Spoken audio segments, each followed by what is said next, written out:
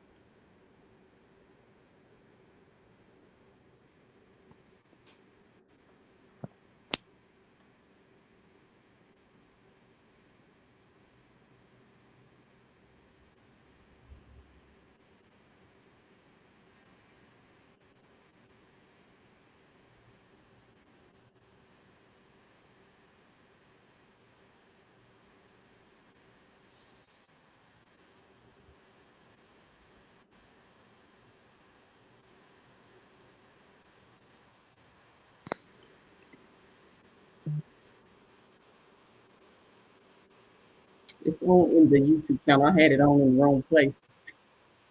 I had to go in there and change it. I don't like to put stuff like this on my regular Facebook page because, I work for the school. And Oh yeah. I got to watch I don't know if Jonathan have those types of issues, but I got to watch what I put on that Facebook page. So I can put it on there and you can watch it. But. So we're going to go ahead and get started, guys. We're going to let our guests introduce themselves and tell us a little bit about who they are and what they do. And I'm going to continue just to tag this out while they do that. We can start. We can start with Wayman, if you don't mind, and then we'll go to Justin. All right. Well, my name is Wymond Bailey. I'm just your typical father, son, uncle, grandson, cousin, Gainesville, Georgia. Willing and available vessel for God. Well, if He called me to go, or whatever He tell me to do, I do. But yeah, I'm honored to be here. I'm just gonna pass the mic on to brother Justin. You got it. My name is Justin. I'm from Gainesville originally, born and raised. I currently reside in Atlanta, where I do ministry full time as an urban missionary pastor and a community coordinator serving the west side of Atlanta. Yeah. All right, and I'm Jonathan Young. I'm in Triangle area, North Carolina. I'm a special ed teacher, minister. Um, part one was so good. I had to come back for part two. So here we go. Yes, sir. Yes, sir. So tonight we're having a conversation about experiencing America as a black young male. Now I'm going to say this, and then I'm going to turn it back over to them. What got me on this road, I guess, I started a group called Restore the Breach, and in that group, we just wanted to come together and love on each other, encourage each other, and strengthen each other. And I had this bright idea, like I'm going to challenge the people in here to help them see if they got any bias against dark skin. Well, in my quest to show them, I realized it was in me. in my Wow. in my quest, to point it out to somebody else, I found out like, oh man, Renee, that's the reason why you don't like your pictures, because you feel like you're too dark, and you're too dark in your pictures. Like I feel I'm too dark right here in this thing right here tonight. And so I hate pictures, and I hate looking at myself in the pictures. And I was like, oh man, yeah, I'm on the right track, Lord. And so um, we just been doing a lot of work on ourselves in there and different things like that. And I had this young man come to my bus, and right away I started judging him. And I didn't realize like this is what's happening. And I thought, time I seen him, he had his pants off his behind, dreadlocks. I thought, here come trouble. I got a peaceful route, and here he come, and I'm finna have to deal with this. So I already had an attitude with the brother. Where you think you going? And all this attitude I was giving him. He's like, he all smiley, like, I'm gonna be riding your bus. And I'm thinking, like, oh no, you ain't. And so, but all of a sudden, it's like, I'm gonna say the spirit called me, like, girl, you tripping. You do restore the breach. And you already prejudging this young man. And I began to think, like, what if he is met with that type of energy every day? That he's faced with that every day. And so that's how this conversation came about. So I want to say thank you guys for hopping on. Thank you for tuning in. Thank you guys for being our guest tonight. I am so ready to get into tonight's topics and questions. I can't wait to hear what you guys have to say. I'm here to listen. I'm here to listen. I'm not here to talk. I done said all I want to say. And my first question to you tonight, I want to know how you guys feel about the case that came up where the police was using black men as target practice. Um, yeah, I can show you the the thing, baby. Yeah, they was using black men as target practice, and the black men face that they was using were black men that was on the police force.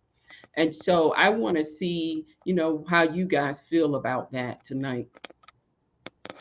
Ooh, wee. You want to start this, Justin?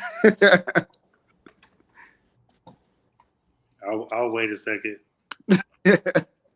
I'm talking to God right now. I ain't even see that, so I'm trying to calm down. Don't let the minister handle it. Okay, Jonathan, you want to go first? Well, I can't say that I've heard of this story or this report. It seems vaguely familiar, and I don't want to, speak out of turn or say the wrong thing, but um, you know, depending on what the details are, it's it's frustrating. It's sad, and it just makes you wonder, okay, what are these people thinking? What's these things are learned behaviors. They're like, nobody just it doesn't just pop out of thin air. It's stuff that's like passed down, whether people realize it or not. That type of hate, that type of prejudice, and just thinking that something like that, using pictures or images of not just African Americans in general, but your own colleagues, like people who you might do a ride along with, or somebody that you might expect to call in for backup or something like I don't I'm just trying to wrap my head around um you know the point of it all. Like, I know it's I think it's pointless trying to employ logic or to rationalize the mindset of those individuals, because they obviously weren't using logic. It was just pure prejudice, pure hatred. Um, and my heart aches for those officers.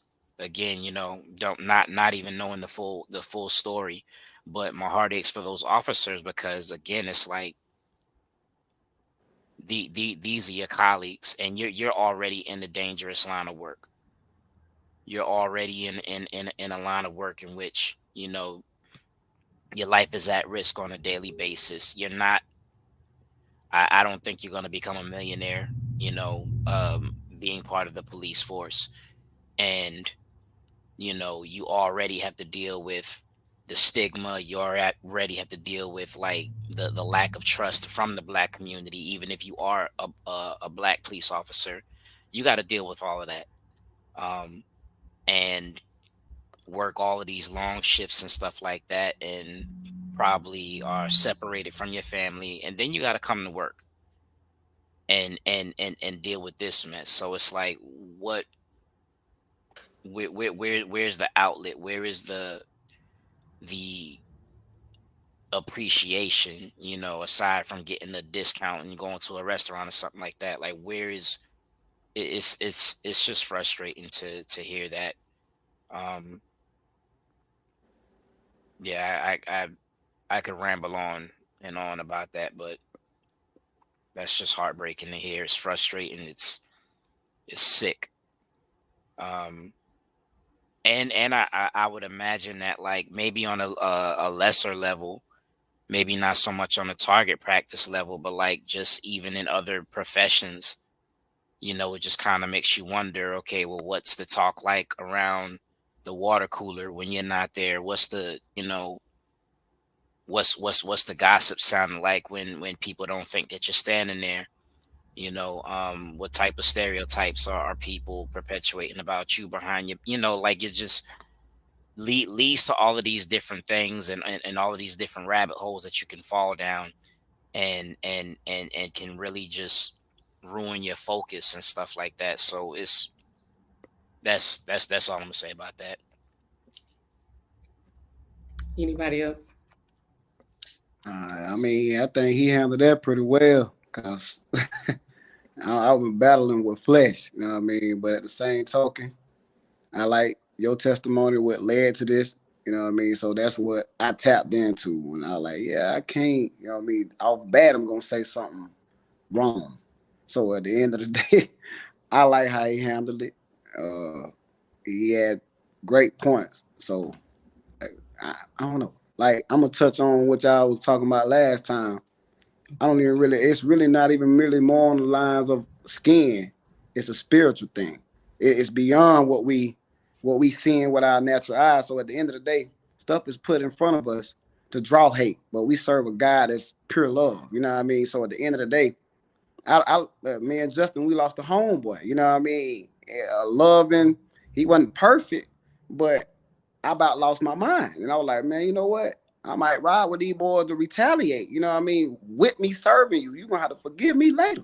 But he stopped me. He like, I love them just as well as I love you. You know what I mean? Don't try to take matters into your own hands.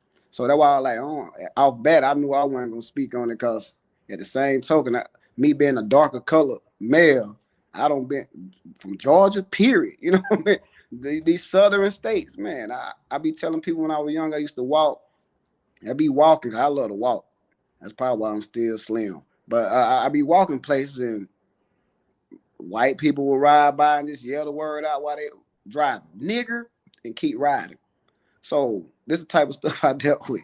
Yeah, I mean, I got picked on by my own race. That's how darker. I mean, I got a little lighter, and plus I'm sitting in the light. But I used to be dark with the big buck teeth, real ashy, nappy little BBs. Still got nappy BBs, but still, you know what I mean. I got it from both ends. It wasn't even just one color or one race. I got picked on by my own people, the people I love. So if anybody know anything about that, I would. But at the same token, I'm not trying to be the person I once was, and I'm not trying to let hate drive me, because God isn't a God of hate. But at the end of the day, what's right is right and what's wrong, and we can't approach it the way we think we should. Prayer is key. You know what I mean? Allow God to lead and point us in the direction how it should go versus us moving off emotion and stuff that I guess we familiar with. But at the same token, it's in God's hand. You know what I mean? If it was done, it was allowed and it served a purpose, and Wayman don't got the answer.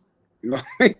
Only God do. So I'm gonna let bro elaborate. I want to say this: the fact that you had to take a moment Oh yeah. to even speak on that, to me says a lot Yes, about how you felt.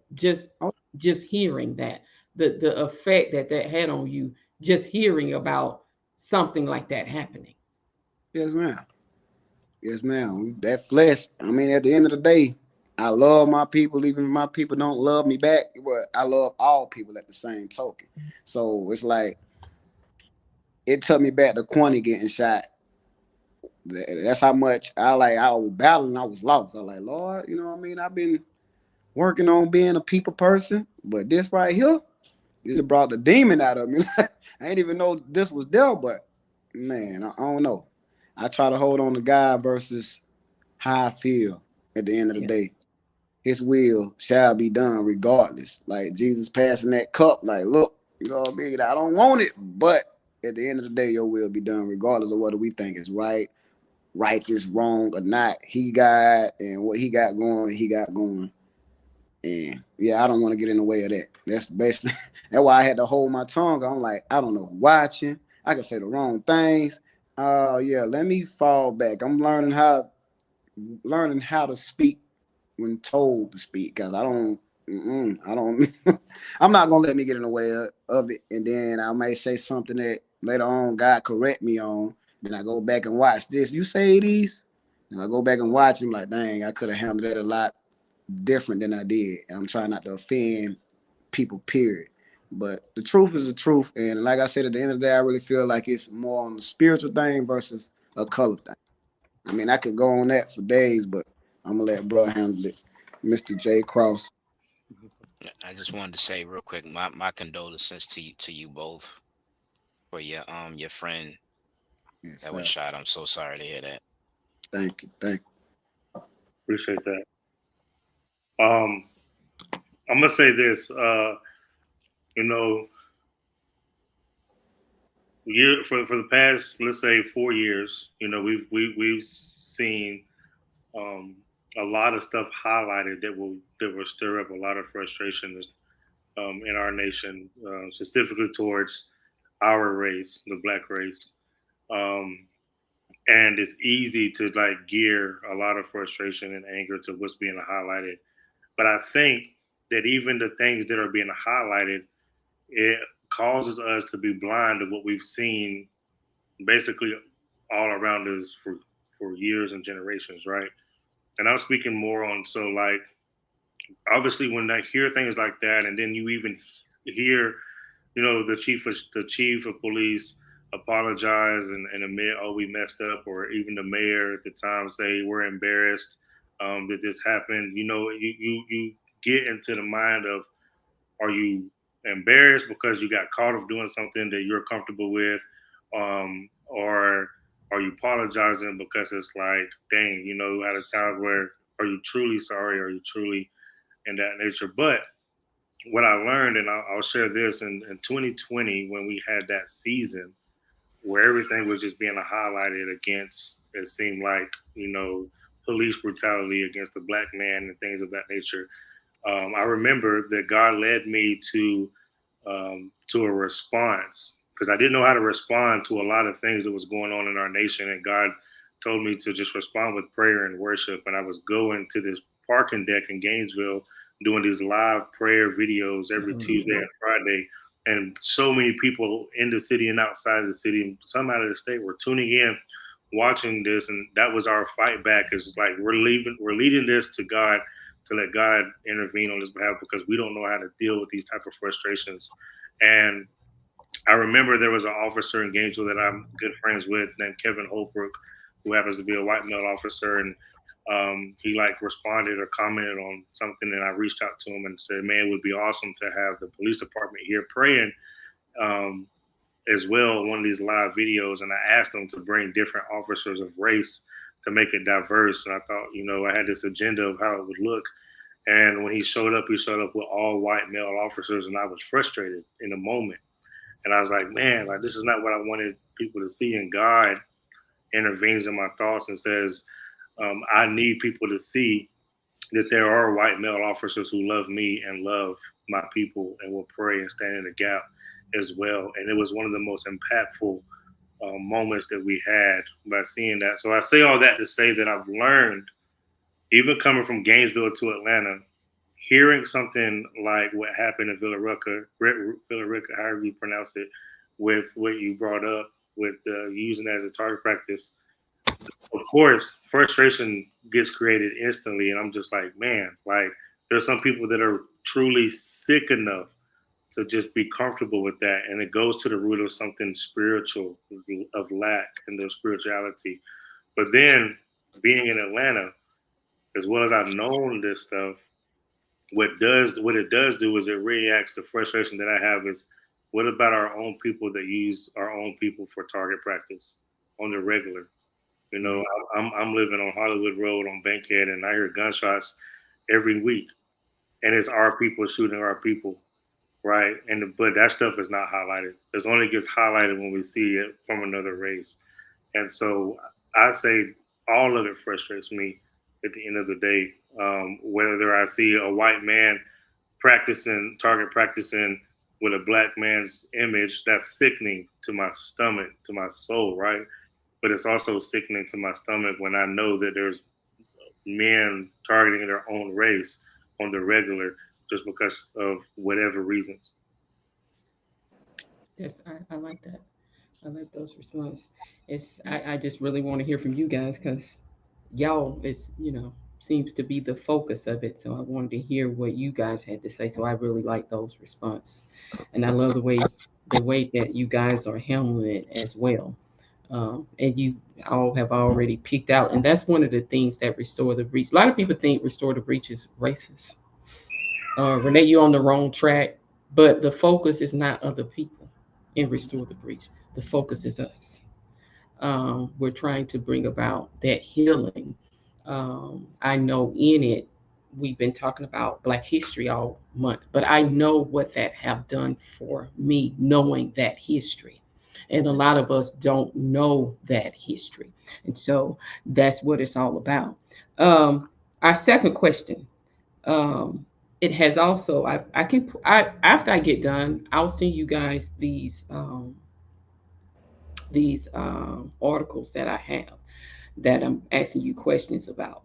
The next one was, how do you guys feel uh, when you hear? You guys might not have heard this. I Let me say this too. I only know this stuff because I'm doing Restore the Breach.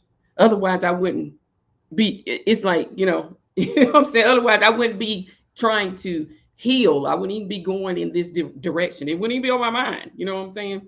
But it's about healing, and I keep trying to tell you, Restore the Breach is not racist. This is about healing. I'm not. We don't talk about other. We're not focusing on other people. We're not talking about other people. And I heard you guys. I'm glad you said that.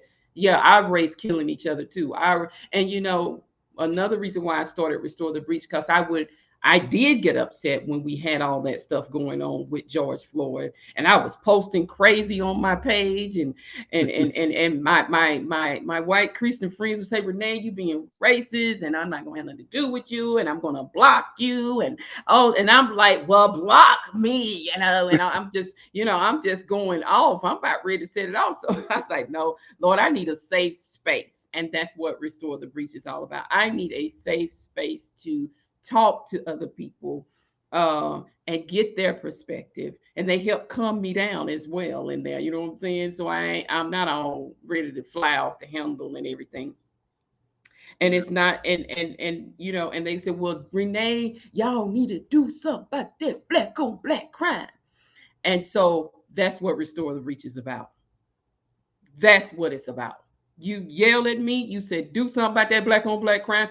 That's what I'm trying to do. And now that I'm trying to do that, don't come at me now and say I'm being racist. I'm doing what you told me to do. You said go and do something about that black on black crime. So I'm trying to go about doing something about that black on black crime. Do you want me to do something about that black on crime, or you just want to have a response when I say this? You know what I'm saying? That's where I'm thinking now. So here's another article. It say, how do you guys feel? And I don't know if you know this or not, but they in some I found an article in the police academy. They was teaching the men that black men were the enemy. What are y'all thoughts on that? Uh, can I elaborate on that? Yeah, I just go ahead. recently found this out, so I actually had time to give it to God. Basically, from what I was told, after slavery, after they freed us from slavery, air quotes, the police was established for black men. So I'm not shocked to hear it because that's what they was created for in the first place, was to round us up, put us in prison, get free slave work out of us. So, but it goes back to, like you said, it starts with us. You know what I mean? In reality, it may be more black on black crime than it is blue on black crime. But you know what I mean? It all points back to, I don't know, our spiritual walk with God.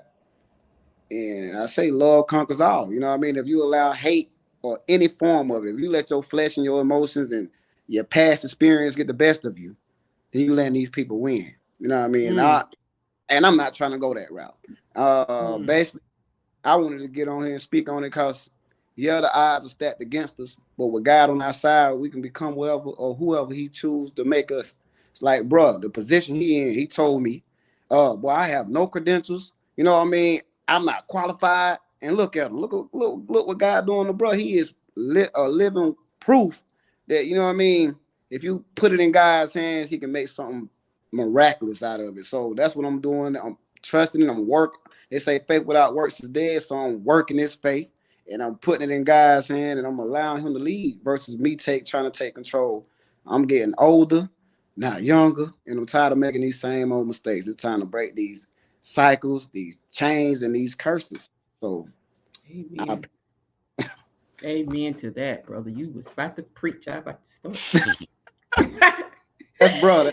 Oh, I was about to start shouting on that one. You're right. And that's what I'm getting out of learning the black history. Even though they're trying to remove it out of the schools and they don't want it taught in the schools. Since I've been learning it myself, I'm like, man, they did that. They achieved that. They was able to overcome that. You know what I'm saying? So that's why I think black history is important. But I'm gonna go ahead. I'm talking too much. Y'all supposed to be talking. Well, I'll say, you said that there was, what was it, a police force or a police department that was teaching that black males are the enemy. Okay.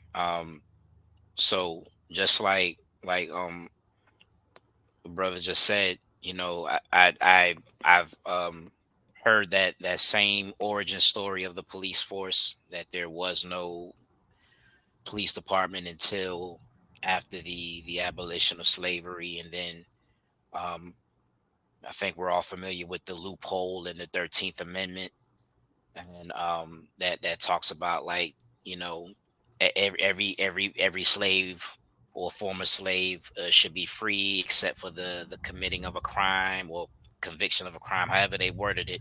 Basically, that loophole is still there, and of course that loophole had been heavily exploited, um to you know my initial response to that story would be the same as the first one. However, um, I do know good police officers. I know black police officers, and these guys some of them are born again. Some of them, they're upstanding uh brothers and sisters. Police officers, military people, whatever. And you can find some um bad apples in pretty much anywhere, right? um so my hope would be that if that's something that's being taught or even being alluded to, in any police department, in any, training or whatever's taking place, that it would continue to be exposed, and that you know the good apples would be enough to spoil the work of the bad apples. And that it would out, not even that it would balance out, but that they would outweigh and outdo and outnumber the bad apples. I would hope that people who sign up to become a police officer remember why they signed up to become a police officer, and that they would uphold that, and that they wouldn't allow whatever biases, because Renee, as you pointed out, you can be black and have the biases, you can be Mm-hmm. as dark as you know as night and still have those biases. You know what I'm saying? So like I would hope that that people would just do that heart work and that soul work on themselves to make sure that the goal is justice, not to lock up every dark person, not to lock up somebody who looks like a threat, who looks like a thug, or who just gives off the appearance that scares you or frightens you or whatever the case is, but that you would be about justice, and that the goal in anything regarding criminal justice would be reform, as opposed to let's just see how many we can lock up, let's see how many we can shoot, let's whatever. Justin. I'm gonna share a few angles that come to my mind. First, I'm gonna steal a quote. I'm gonna paraphrase a quote from the most recent movie, Bob Marley movie, where his wife was saying that if you swim in pollution, you're gonna get polluted. Mm. And so, acknowledging the fact that there is a lot of pollution from generations of the past, and some people come in with the mindset of I'm going to be the difference, even though it's polluted, and eventually they'll get polluted because bad company does what corrupts a good character. Even in areas like that, I believe that when they get into those fields, and if that pollution is already set in stone there, then people that come into that field that's against what's polluted sometimes get blinded because they just get sucked into it. Um, Another angle that comes to my mind, the thought is, it's so easy uh, to be victimized when from the hurt, from all the stuff that we've heard about, see, and even personally experience.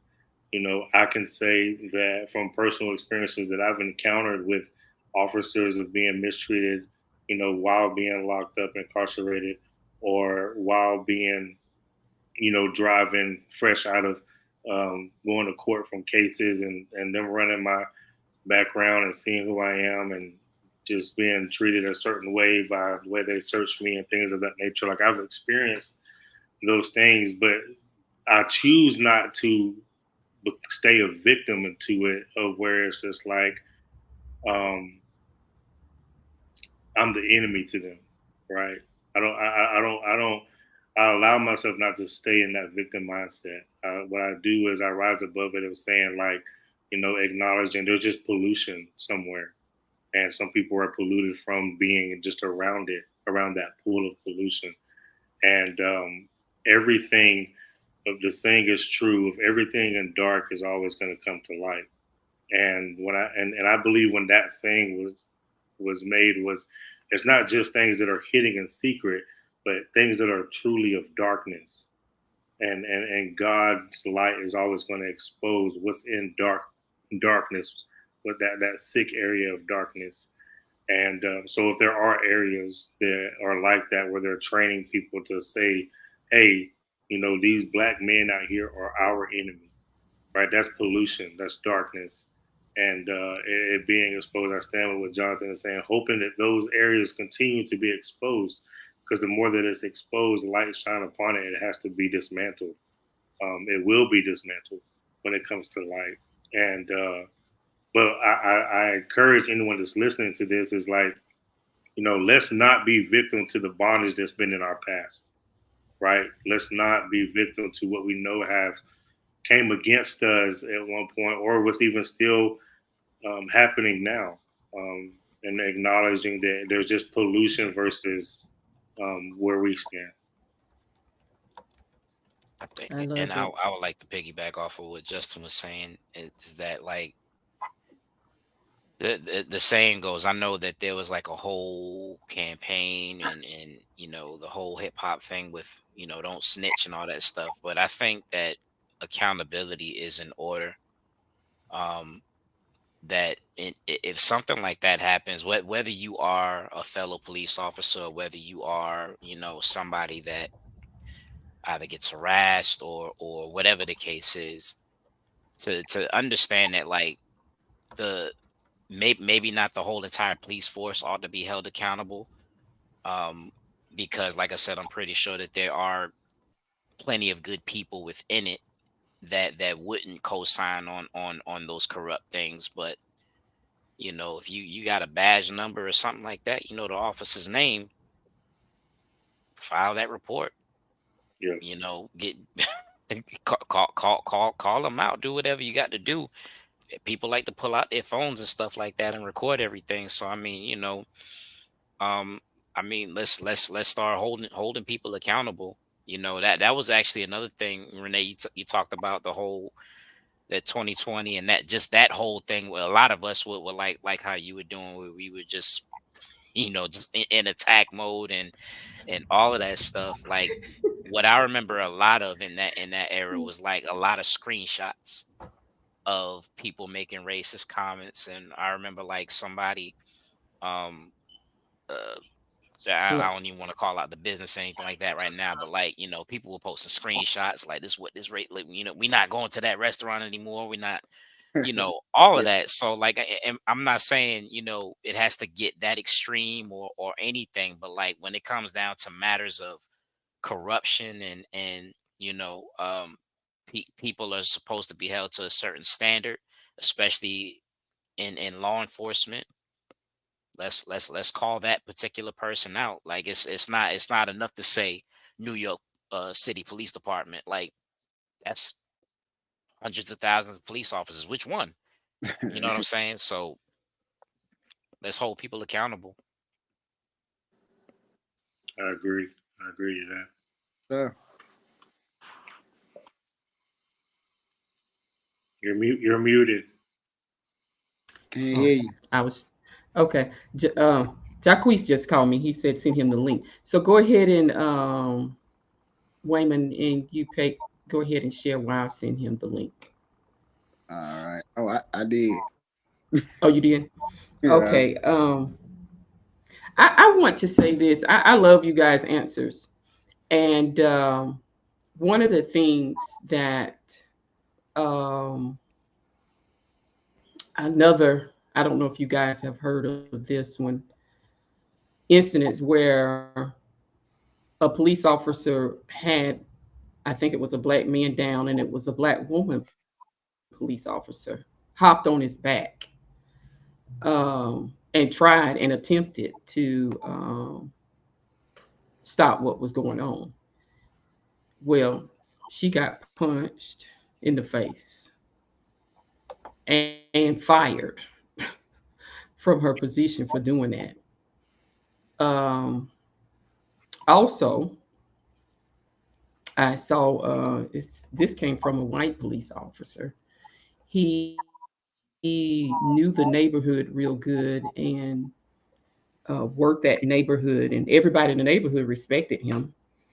And he did y'all might know him too. He did a lot of Facebook posts. And then one day, I know I didn't see him all of a sudden, and he came on and the man was practically in tears, and he was like, I can't do this no more. They have told me I cannot interact with this community like this because I'm putting other people's lives in danger that's on before us. And he said, this is definitely darkness, spiritual darkness. He said, but I will continue to fight. And so I totally agree with all that. So we think it's so much easier for those that are on the force to stand up against the other ones on the force, and that is not so. That is not the case at all. And so, like you said, it's definitely, I like what Wayman was saying. This is definitely a spiritual battle, definitely. Uh, I'm going to hit on some of the things that I was hearing Justin say about playing the victim. Now, I have to admit, when I hear that, that kind of gets me going because we hear that a lot from other people. Oh, you just playing the victim. Y'all just playing the victim. Well, baby, I got receipts. I got receipts. You want receipts? I got the receipts. I don't want to just be saying, oh, this is happening to us and that is happening to us. No, I got receipts. This is one thing that we got one person in our Restore the Breach, and they have um, National Human Rights Organization, which I'm the spiritual advisor of that nonprofit. But one thing that I learned from them was don't go off of emotions, go off of facts, bring the facts. And we got the facts. So we're not really, I like the fact, no, I can't stay there in that place mentally. I love y'all answers. But at the same time, I gotta address what's happening.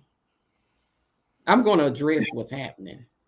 And I'm gonna bring it not from how I started off in Restore the Breach. I started off straight emotions, straight feelings. But one of the things I've learned in there, Renee, now don't be moving off feelings, don't be moving off emotions. Bring the facts. You can't argue with the facts. And so I want to know how you guys feel when you hear other races say, and I hear you guys saying it too tonight, y'all just playing the victim. Yeah, I'll speak back into it. You know that when I hear it in general, at first you get in defense mode, right? And you get in an automatic defense mode. I nearly lost friendships as related in relation to what you were saying earlier, 4 years ago, because of these subjects and posts and stuff on social media. People that were very close friends and who were believers in the same faith that I walk in. And I was like, man, you really feel or think that way. How do you feel and think about me? Because this is not, I'm in that same like people. And I'm not playing victim. I've experienced, you know, these things. Like a lot of people don't know, and I've been openly sharing it over the last few years that there was a time I was handcuffed and got beat up by 10 officers in Hall County Jail in the hole, and that creates a rage towards that, because all you see is you don't see, I didn't see one black officer in the midst of that or a Hispanic officer in the midst of that. And so it immediately creates a rage to where I hated all white male officers. And when I hear things or see things, or somebody saying, you're playing the victim, and I'm like, no, I get in that defense mode because I go back to what I remember.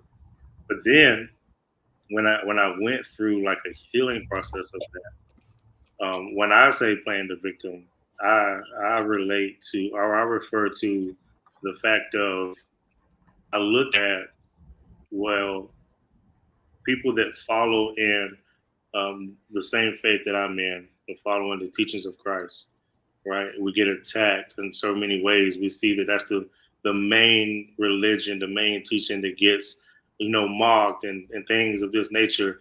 And we can say, woe is us. And I can sit here and mope into the fact of they're attacking the Christianity faith. They're attacking the name of Jesus. And we victimize ourselves in it. And it's like, no, these are things that are going to happen. Yeah. It's what's expected. And for me to victimize myself in it, to sit in it, no, I'll expose it in relation to what you're saying, but not with my emotions. And I think sometimes we get emotionally victimized and we play the victim in it emotionally, and we stay stuck in there more so than it's like, how do I correct this matter and expose it from a loving place? That's one of the hardest things to do, right? Because for a believer, I gotta respond with love, no matter how I feel, right? But if I respond with how I feel, I look like a victim immediately. I'm a victim. to it, and I start moping, and then I start getting angry, and so there's this mixture of sadness and anger of me exposing it, and then what happens is the people outside of it who just don't really understand. That's the simple thing. That's the boundary is that some people will not ever understand, like to experience those things, and the ones that don't understand when they see us respond with our emotions, y'all playing victim. Yeah. Right. And what I love, I'll share this story. During that season, 2020, my childhood pastor, who was a white man named Mike Taylor, reaches out to me and he asked me, could we meet for lunch? And at the time, I was like, "Why you want to meet for lunch? Like, do you like?" I get into the defense mode. Like, "Do you want to meet for lunch because you got a black friend that you want to take out?"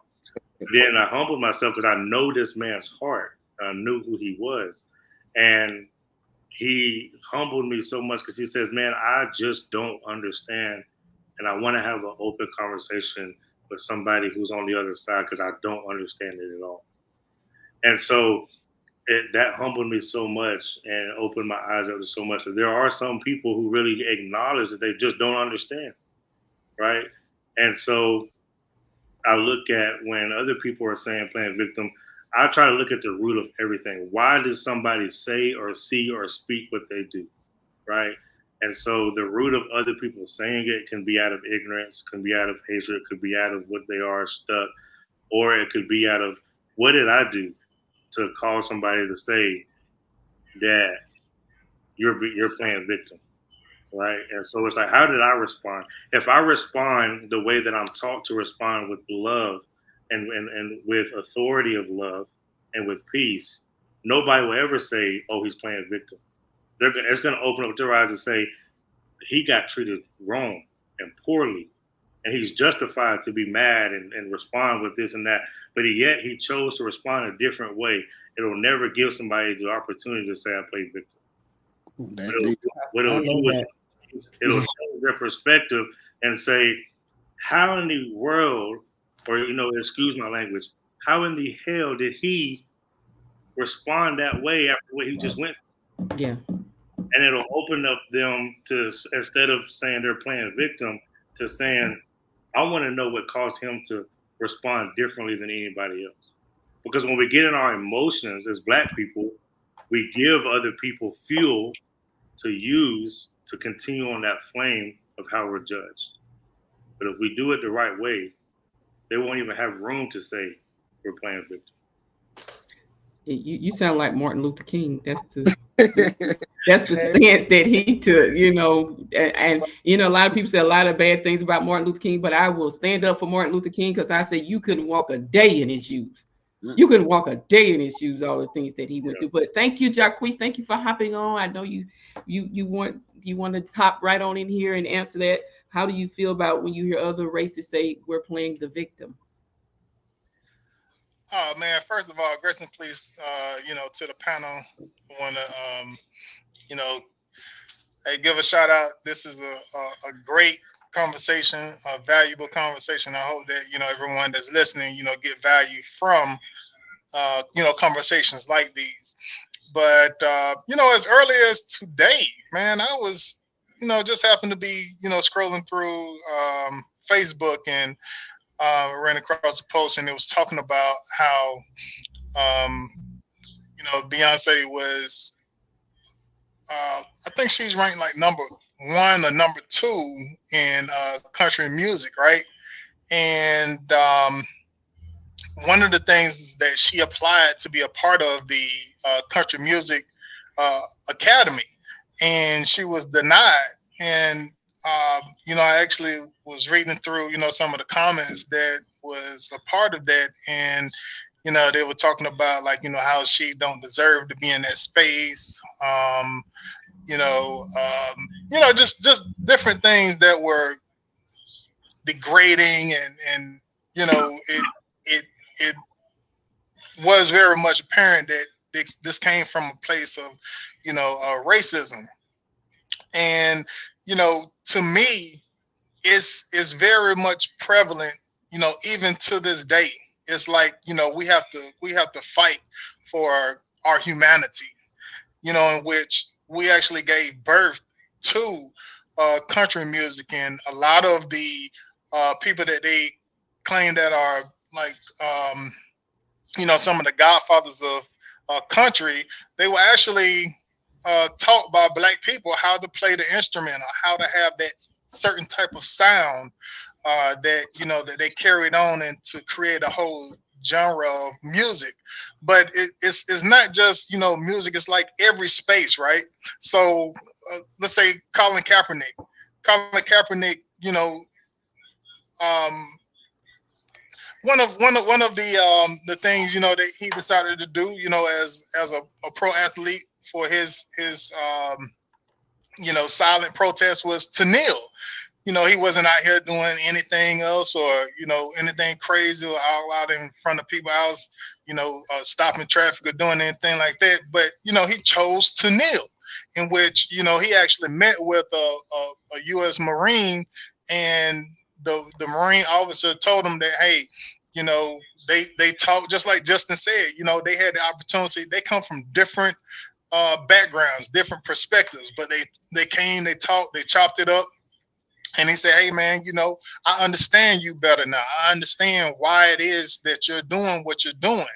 And when he had that conversation with him, he actually, agreed that it was better for him to kneel as opposed to what it was that he was doing, first when he started to doing the protest. So when he did that, it's like, man, a lot of people didn't even know the background story to that, as to why Colin Kaepernick decided to kneel.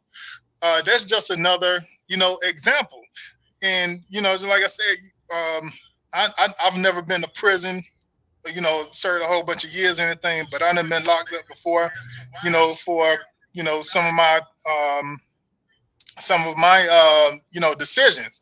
But my interactions with police has just been one that was negative, which it gave me a negative perception of what it means to be a black man, in society, in these spaces, and why we choose to do the things that we choose to do in the manner that we choose to do them. But it's always, we have to be conscious of how we're moving, so that we don't come across as threatening, or not to wear hoodies on top of your head, because you don't want nobody to feel like you're trying to rob them or something. And I gave you the example of when I was walking in the mall that day, and just a regular normal day going into the mall, and just wanted to go and buy something. I had plenty of money, but this lady still felt it was necessary for her to clutch her purse. I'm not threatening. I mean, I just came from work. You know what I'm saying? So I had a button up on, some khakis and some nice shoes. I'm like, bro, you really feel me threatening? You know what I'm saying? So it's like, wow, bro, like, where can we go? To actually be recognized as human, and where we're not always have to prove ourselves or have to do something, to not appear dangerous or something because of these perceptions that is ginned up in the media. So we know that all plays a part, and that's one of the experiences that it is, to be a black man in America. Oh wow. I'm learning. I really came to learn from you guys. I really did. I really want to learn from you guys. Now I'm glad you hit on that, because Jacques, because that's where the next question is going. How do you guys Well, deal with Renee, the? can I just real quick address the whole playing the victim thing, Okay, and cool. just make sure that, like, um because one thing we talked about being emotional and responding out of emotions, which is very important, that we do learn how to keep that stuff in check. But at the same time, um I don't think there's anything wrong with, like, because Justin had used an example of apologetics, and defend, well, not apologetics, excuse me, but, like, talking about when people come attack Christianity. um I think it's equally important to basically call certain things into question. Like if somebody says, "Oh, you're playing the victim," well, what does that mean? Yeah. What does it mean when you say that I'm playing the victim? Like if now I can understand um if someone is up here, one of us or all of us will be up here talking about, well, the white man is doing this. Like I can't do this because the white man is doing that. Well, I can't, I can't get a car. I can't, you know, get an apartment because the white man is like, okay, that right there, I totally get. Yeah, that's just straight up like playing the victim, blaming the white man for everything. No, you can't get what you're getting because your credit's bad, because you were irresponsible with a credit card, or because you got, whatever. You know what I'm saying? Like that part I get, but at the same time, it's like, okay, well, if we're talking, like you brought up some issues, you brought up some topics, some actual current events, and then if we give like real time reactions and stuff like that, and then someone will be like, well, you're playing the victim. How is that playing the victim? I didn't say that I'm gonna go and let's mob up and let's go attack the every white police officer. I didn't say anything like that. I'm just saying like this is my real time response to you know what's happening.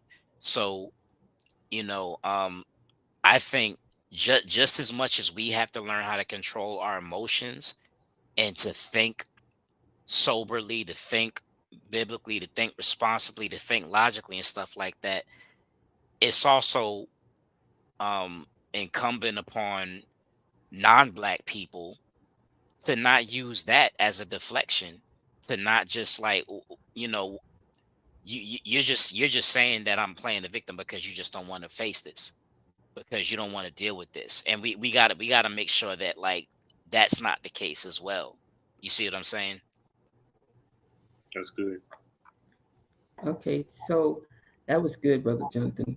I know we're getting over in time, but I want to ask these last two questions, if you guys don't mind giving us a couple of more minutes. Fear.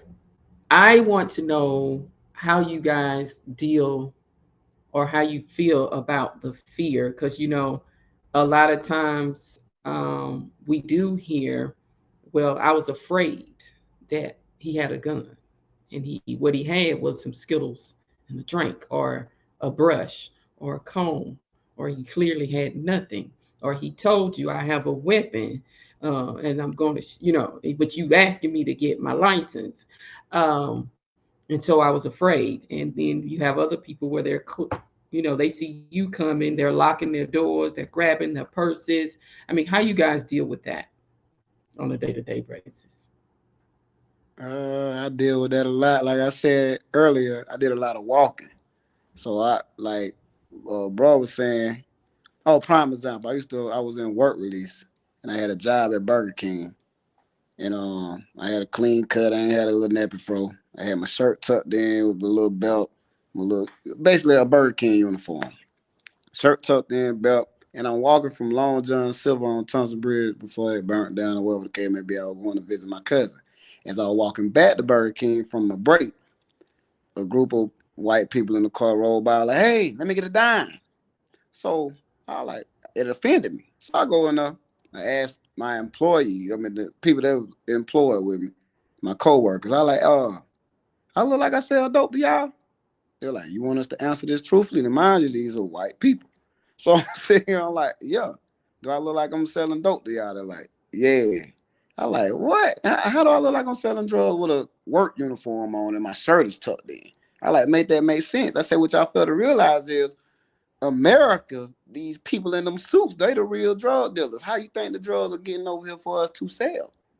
I like, but that's neither here nor there. Whenever I used to walk, I used to see people in like shops around where the library is. I used to like to walk to the library. They'll close their blinds. You can hear them lock the doors, or people will lock their car door, like let you know that they're locking it because of you walking by. Sun out, don't look like a threat, not a care in the world. Like, bloop, bloop, bloop, bloop. I'm like, me, I got used to it. It don't even bother me. I give it a God, brush it off, and keep it moving. But in the beginning, I'm like, little old me, like, what did I do to you for you to feel as if I'm a threat to you? You know what I mean? And like he said with the hoodie situation, I was in Florida, the same city that Trayvon Martin. Matter of fact, boy, this how God work. I was living in the apartments next to the apartments where he got killed in. I promise Wow. you, Stanford, Florida. But Lake Mary is literally right across the bridge. My dad lived in Lake Mary, and it was a little chilly around that time, and I had a hood. I had my hood on in a similar situation. Lady act like sun was out, and I was just standing by the little water, and basically she clutched the purse and took off like somebody was chasing her or something. So I was like, man, that's weird. And I went to my daddy. I was like, bro, you can't wear hoodies down here. Trayvon Martin got killed right across the bridge. I was like, whoa, didn't even Can I know. say something?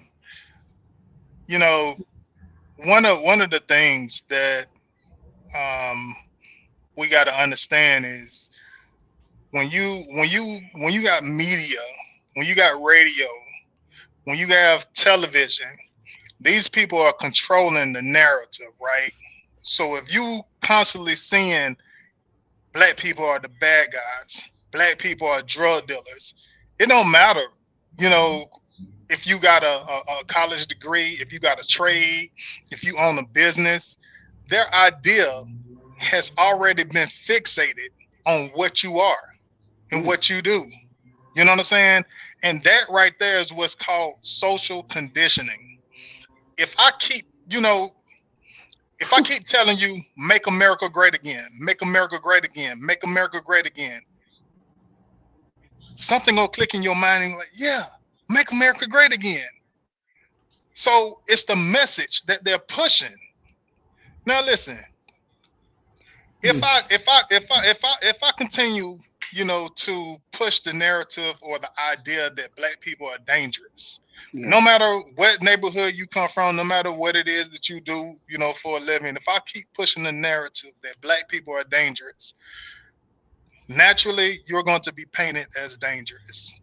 So if I painted the image that you're dangerous, I've already made you indispensable to people, right? So that makes it easy for a police officer to shoot you, because why? You're dangerous. I mean, you're gonna go to jail anyway. And what I mean, listen. I mean, let's be real. Let's be honest. The first thing that people do, especially the media, when a black person get in trouble, no matter even if that black person is a victim, what do they try to do? Paint that person in a negative manner. They always bring up, oh, well, he was locked up. He was a drug dealer. He had been locked up for, social domestic violence, with his kids or whatever. So oh yeah. Can I second now on that? now so now I like it. I'm just gonna. So we done killed you. We done killed you through the. We done put out the negative message about you as a person, right? As a people group. So now it makes it easy for them, to kill you or to do something inhumane to you, because you're actually saying nothing within our society. That's part of social conditioning, and that's the reason why they're allowed to get away with it. Yeah, and that's real. But that's the thing about it. God was speaking to me the whole time you was talking. So it go right back the whole spiritual thing. This is a spiritual thing. But I wanted to second on that because when my brother was going to court for the feds, Brother Justin wrote a letter for him, and I'm guessing Neil was the other guy that wrote the letter for him. And they try to paint them, bring up their past and paint that picture. But when you were saying that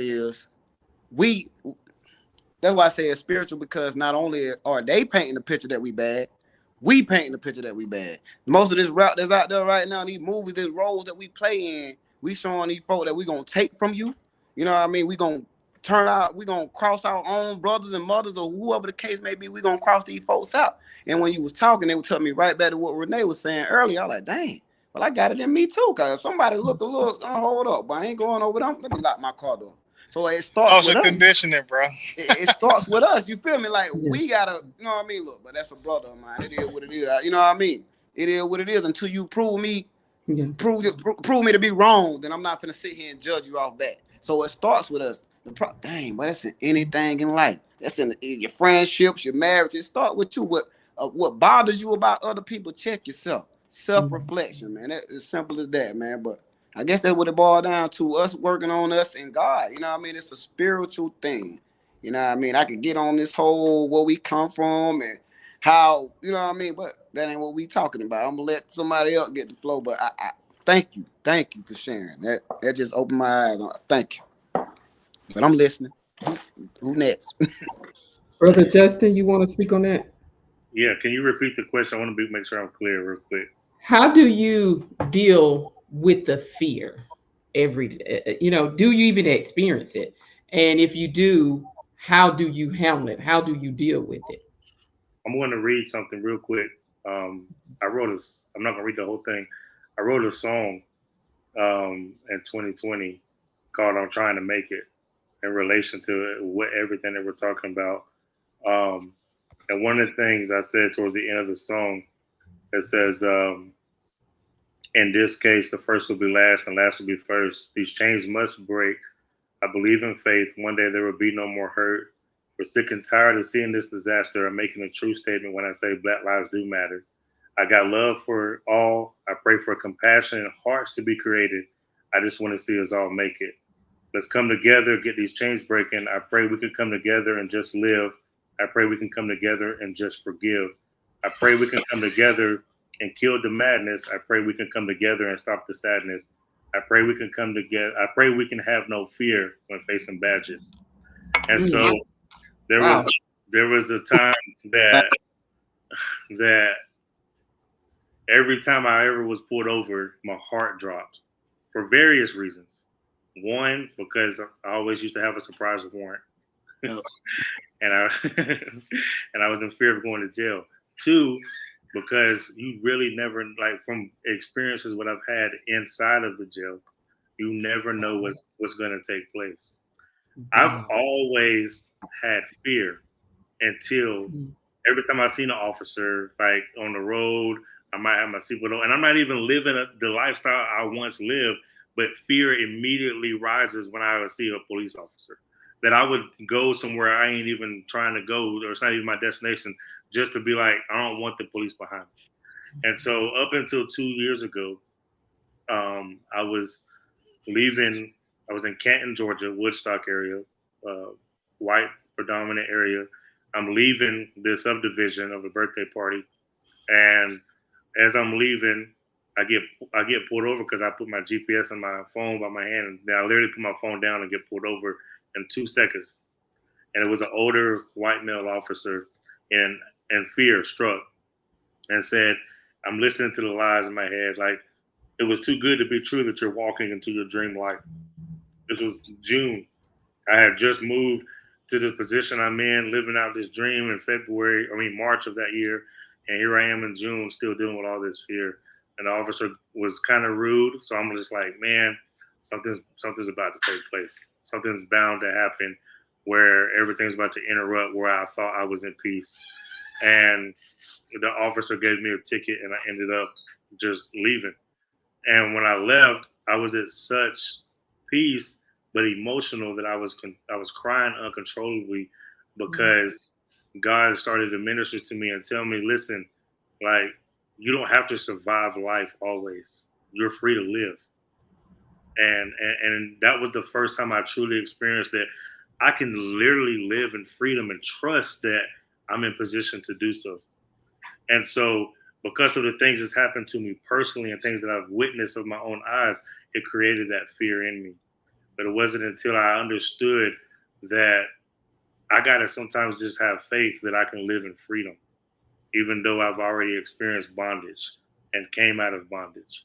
But it followed me, right? It kept my mind in the captivity of that fear that something's going to happen to you. But what if it really doesn't? And even if it does, like, I still trust God in the midst of. And so it's hard to speak on that for anybody else because everybody's experiences are different. But I can say thankfully that I no longer have that fear. And I've been in a position to overcome that fear. That when an officer I got pulled over, and I was in Gainesville a few weeks ago. I was getting a tattoo, and I got pulled over, and I had joy because I'm like, I'm about to witness to this officer. I'm about to make this officer's night and ask him, like, let's pray together. And instead of me sitting in a position of like, oh man, something's about to take place, something's about to happen, like, because I've had the worst experiences in Gainesville getting pulled over. Oh wow. And out of anywhere else. And Wow. but in this moment now, I'm just like, I don't have any fear. I'm not going to give them a reason to do anything to me. But sometimes they don't even need a reason. Exactly. Somebody's in that sickness, or somebody's in that mindset or in that pollution. Sometimes they don't need a reason. But I want to allow fear to intervene anymore or any longer, even if I run into a sick officer. I just call them sick, because there's a spiritual sickness that they have when those that come with that agenda of I got me one, and they're out there, and I acknowledge that they're out there, but I'm just trusting that God sees me and my faith over my fear if I do run into one. That's good, Justin. Love it. Jonathan, you want to say anything, or we're going to move on to the next question? Yeah, that was good. I love that, Jonathan. I mean, I was Justin. I love it. I was love going to that. touch on what he said about the the freedom within yourself and understanding who you are, because that's where it starts, and knowing that you don't, whatever people can stereotype type you as, or whatever box people will try to put you in, as long as you realize that that's not your box, that's not you, like that's a good start. And then just having conversations and pointing out, not in a negative way, not in a an aggressive way, but just pointing out when biases are prevalent, pointing out like, hey, I know to you what you just said is a figure of speech, but here's the origin behind that, and this is how somebody who could be in their feelings could take that, so on and so forth. So nothing more to add to what the brothers have said about that. I'm going to ask this last question, and I know we're over time. I want to say thank you guys for hopping on. Thank you for tuning in. Please hit the like button, subscribe button, and share button. I want to say thank you to our panel tonight. The next question, and this is the last one for tonight. How do you guys deal with the stereotypes? All black men are lazy. They will not work. They don't take care of their children. They all drug dealers. How do you guys handle that? And how do you handle that pressure? I want to shift a little bit, even when it's coming from your own sisters and your own brothers. How do you guys handle that pressure? Because even I saw it in myself. I repented in my Restore the Breach group. I repented to all the men in there. I apologized to them. Um, because some of the things I'm realizing can be there and you're not even aware that they're there. Yeah. So if it can be that way with me, just it can be that way with them as well. You know what I'm saying? I mean, other races. And so until you're confronted with that thing, and being in Restore the Breach has been like putting a mirror to my face and just confront myself on so many different issues. So how do you guys handle that? I'm gonna jump in real quick on that, because and being full transparent. Um, Before I could ever say that I experienced anything of those stereotype issues from an officer or work people or anybody, I experienced it growing up in my own household at 6 years old, because I had a white grandmother, and my grandmother was stuck in that mindset, to where she looked at all black people the same and all Hispanics the same, and I would hear that growing up, and not even knowing that it affected me until way later, until I was old enough to understood like what I was carrying inside of me of like, man, I'm never going to be worth anything. I'm not going to amount to be something, as of good or greatness. Like I'm lazy, or I create excuses for myself, and I don't care about just all these lies that I literally heard from my own grandmother, who was still the rock of my family.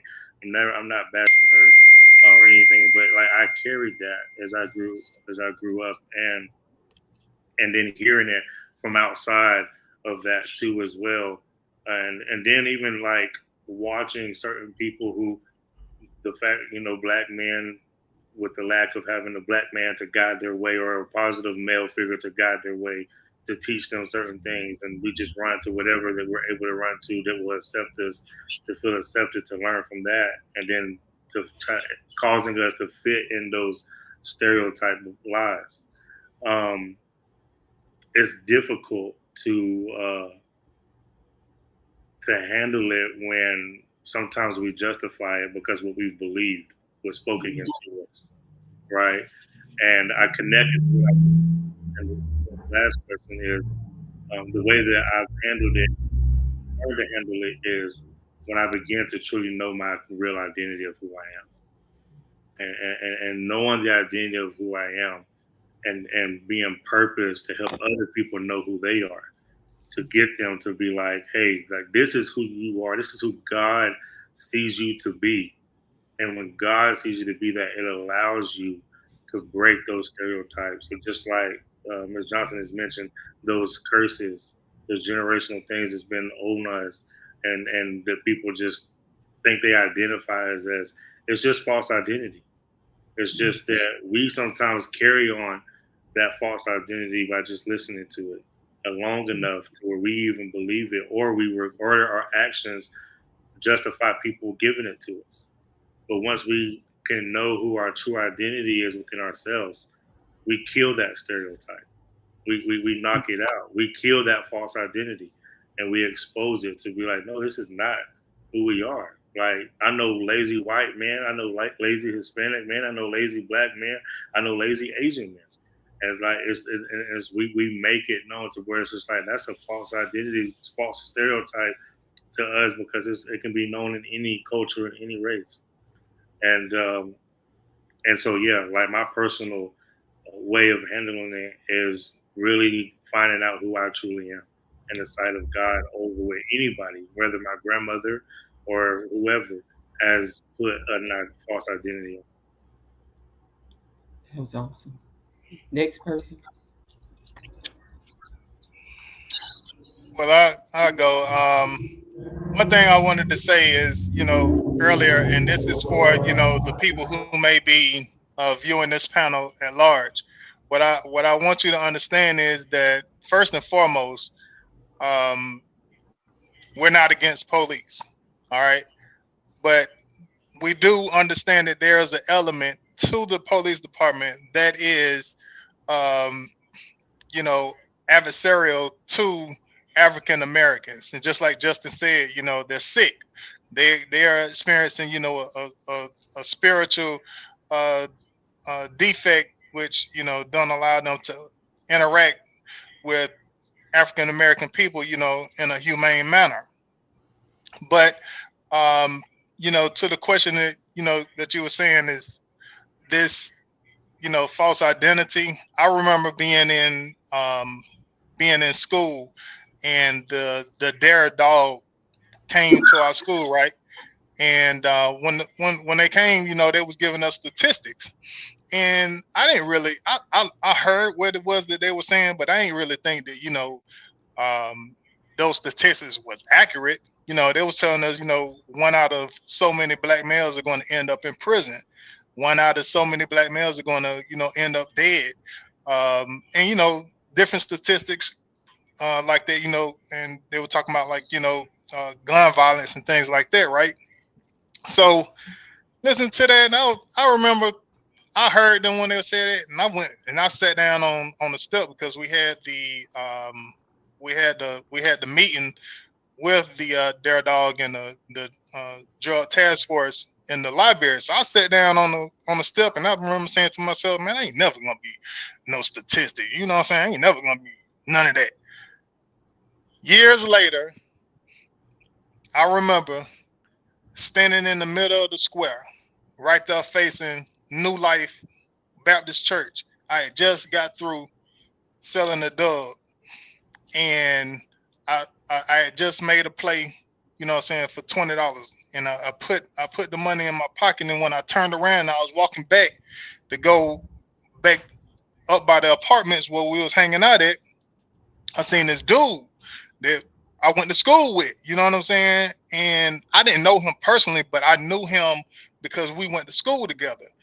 And he had his cap and his gown on, and his family was telling him, you know, how proud they was of him, and you know, they were, you know, taking pictures together and just congratulating him. It was at that moment that I felt stupid.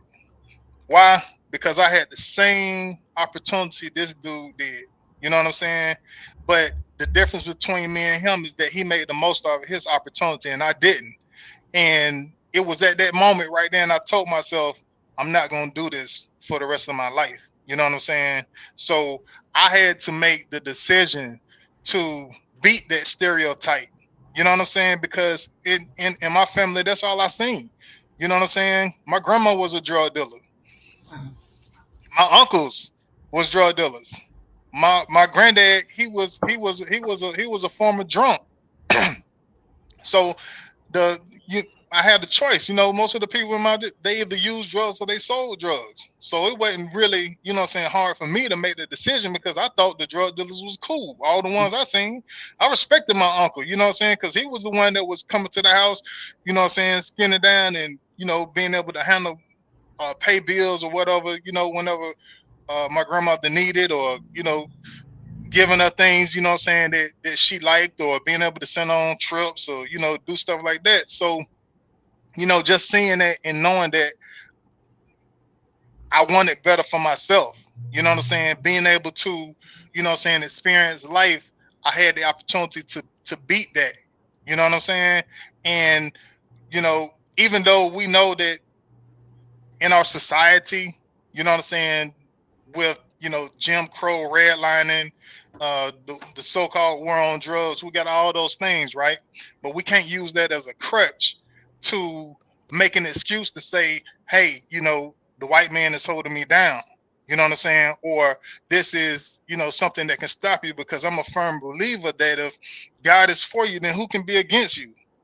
You know what I'm saying? And that's what we got to get to. We got to get to the place where we're not allowing these things to, you know, cripple us or use them as a crutch for us not to be able to do better, to beat these stereotypes. Because the fact of the matter is that there are a lot of African American men that are taking care of their kids. It's a lot of African American men that are educated. It's a lot of African American men that are doing very well for themselves and that do not fit into the stereotype that these people are talking about.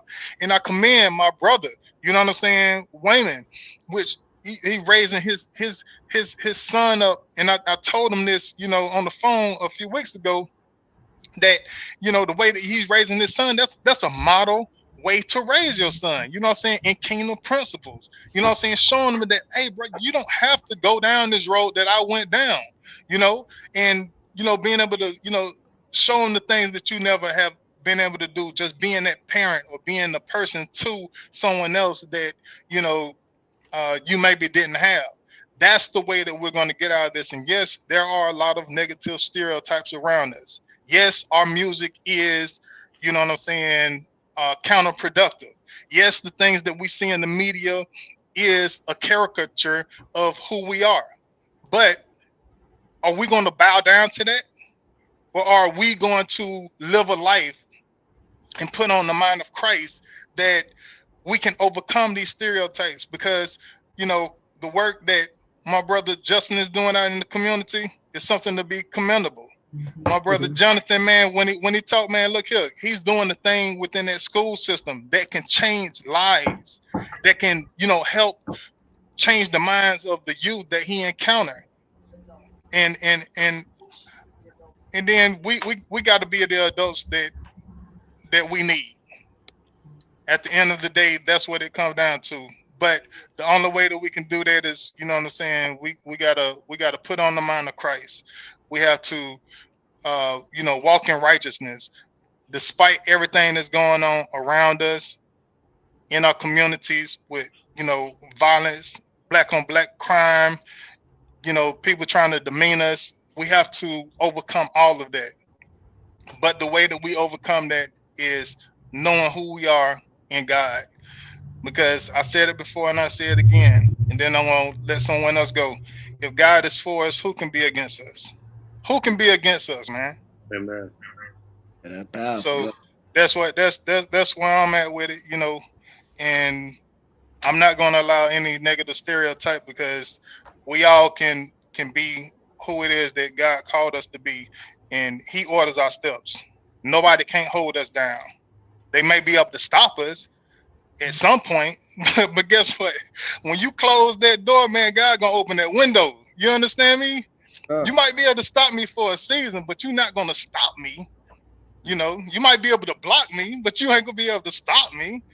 So that's who we are, man. And I just want to encourage. And I'm just grateful, to be on this panel, to build with my brothers and my sister Renee, because you already know, what I'm saying, the lifestyle. I ain't even got to talk to you about it. You know what I'm saying?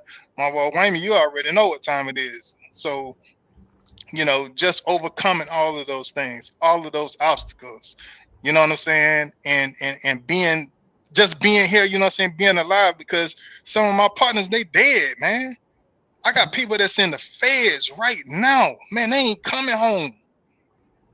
You know what I'm saying? I mean, like, this is real life out here. But we all have a path to choose. And that's the good thing about this life. You get the opportunity to choose. Am I gonna allow, you know what I'm saying, the things that I see in my culture, in my society, these people over here, these choices up ahead, am I gonna allow that to, just stop me from doing what it is that I gotta do? No, man, I'm putting my trust in God, man. As long as I put my trust in God, I know that, I'm standing on the firm foundation. yes, sir. You standing on business, ain't you, brother? You know, Yeah, business, brother. that's the real way you stand on business, And you standing on business, ain't you, brother? I want to say this before somebody else speak, and I know we got to get off here, guys. We've been talking. This has been so good. I am learning and growing. I want to say this. I want to challenge us. There is no black on black crime, sisters and brothers. There is no black on black crime. It's just crime. Because white people kill white people. Asian people kill. It's props. How you say that word? Who you around? Yeah. Who you close to? Yeah. Proximity. Proximity. That's it. That's why these people are doing these things to each other. This because this is who they're around. This is who they're close to. And if there's no such thing as white on white crime or Asian on Asian crime, there is no such thing as black on black crime. It's just crime. Okay, take it over. Anybody else want to answer this? And then I'm gonna ask brother Justin. I mean not brother Justin, but brother Jacquees. I'm gonna let him pray us off of here. Once again, I want to say thank you guys for hopping on. Thank you for tuning in. Thank you for your comments. Please hit the like button, subscribe button, and share button. Do anybody else want to answer this question, last question, before we go into prayer and we're gonna get off? You want to say Yeah, something? Just yeah. I just wanted to like the question was about the stereotype and how do you mhm. fight the stereotype? How do you fight the stigma that black men are lazy, don't do this, don't do that? Um, I mean, one thing is if you're worried about fighting it, then I think you've already lost the battle. Mm. You know, because there is no. I'm not raising my kids to try to fight a stigma or to try to fight this or to try to fight that. I'm raising them because they're mine. I'm their dad, and this is what I'm supposed to be doing, and they're dependent on me to do that. I'm teaching my students because that's my job, and that's what I've been called to do. So um it's twofold. It's inward, and then the outward part of it is to just recognize that, like, again, it's about accountability. You know, stop with the whole classifying an entire group or an entire race or whatever the case is it's like, just stop trying to lump people into one category, because as it has been pointed out, you'll find a lazy person and a sorry person in any group. Mhm. White women, black, like whoever, there's always going to be, like I said, there's bad apples in every basket. It doesn't matter which basket you look in. But as far as you yourself are concerned, like, who has time to worry about how they're being stigmatized, or how they're being stereotyped, or whatever the case is, if you're just doing the work, if you're doing what you got to do, if you're living your life, if you're focused on what you're supposed to be doing, then obviously, that's and I can't see it. I've never met any of the brothers in person here, but I just can't see any of y'all even remotely, putting anybody into that mindset of, this is a lazy dude, this is a sorry deadbeat dad, or whatever the case is. Like, I mean, and that's because y'all are just doing it. You came out, you had, y'all talked about having a past and a record, and all of these different things, but like, y'all came back from that. Like, I'm proud to see like how y'all, it wasn't just a comeback, but it was like a whole overcoming situation, that you was locked up, but then now you a minister. You was locked up, but you did work release and you worked at Burger King, but now you out here raising, like, I mean, it's amazing. It's amazing. So I mean, I dare somebody to tell me with a straight face, after looking at this panel here, saying that black men are lazy, black men don't do this, black men ain't. Come Amen. on, come on, I come mean, on. I'm Where do you get this from? Come on. yeah, I'm gonna speak on it from my. I don't know. I thank God for always being in my life. I always had like this rebellious type spirit, and was always approve them wrong type thing. But as I grew older and I grew closer to God, I realized it was more on the lines of proving me wrong, you know what I mean, or correcting what people try to program me as. So when I was told I was lazy, I went harder in different areas. Like, I mean, I was married and my wife was telling me that, even though I was the only one working and providing. If I got off of work and wanted to lay down and rest and just watch TV, I'm tired. I'm the one putting in the work. I was still called lazy. You know Wow. what I mean? Yes, yes, yes. But at the end of the day, it bothered me for a while, but it's a season for everything. So I stay in communication with God, even while we doing this panel. I'm talking to Him. So at the end of the day, stuff like that, I guess they say it's like water on a duck back. I let it roll right off. You know what I mean? But in the beginning, like far as like my situation with me being the best dad, my biological daddy wasn't in my life like that. Well, the role model I had died when I was 13 for us like family. But once I got like had kids and I overlooked my life, you know what I mean? My dad actually, he married, he had a stepson that he raised, you know what I mean? So I can learn from him as well. You know what I mean? So at the end of the day, I put it like this here.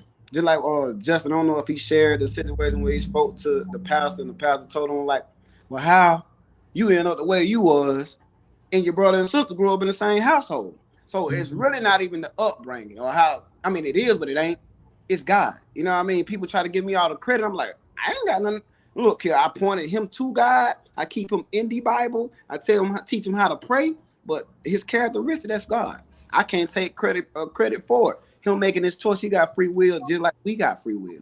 So, you know what I mean? We can sit here and beat Jesus on him and this, that, and the third, which I grew up in the church and you know what I mean? I strayed away, but I came back. You get where I'm coming from? So the teaching and the work, it goes live. You feel me? So my son coming out the way he coming out, that's all God. Wymond can't take credit for it. Once I realized that it ain't really a book. I mean, they got books, but them books, if the books ain't telling you to put your child in God's hand, if the book ain't telling you to sacrifice your son, like Abram about sacrifice his, my dude, if you don't give your kids life to God, then they gonna be lost cause. It's as simple as that. I can't take no credit for who my son growing to be. You know what I mean? It's all God. He get all the praise and glory. I can't just say son, my children. They all covered. You know what I mean? I don't get to see my daughter like I want to. My wife ran out with my baby boy.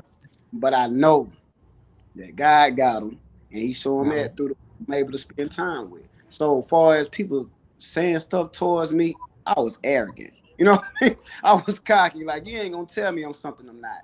And I always felt like it was something greater in me. You know what I mean? And then come to find out that something that was greater in me was God the whole time. Not this arrogant, anything to do with Wymond, period.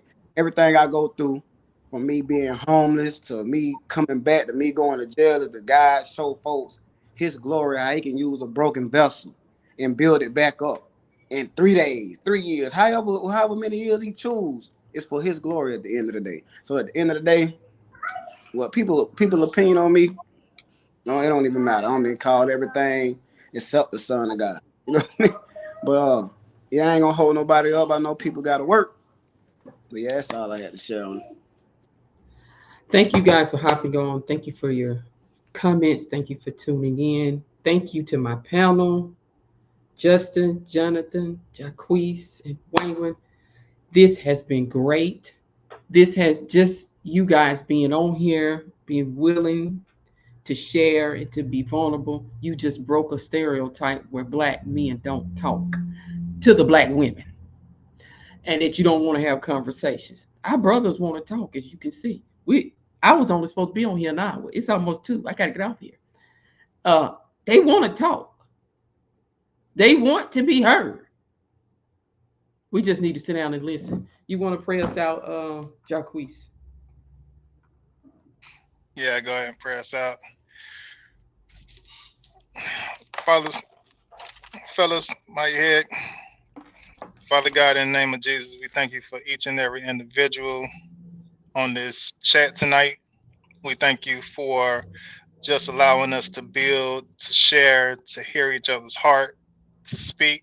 But Lord God, out of all of this that we talk about, all of this that we do, we ask that you find it acceptable in your sight. Lord God, we give you all the honor, all the glory.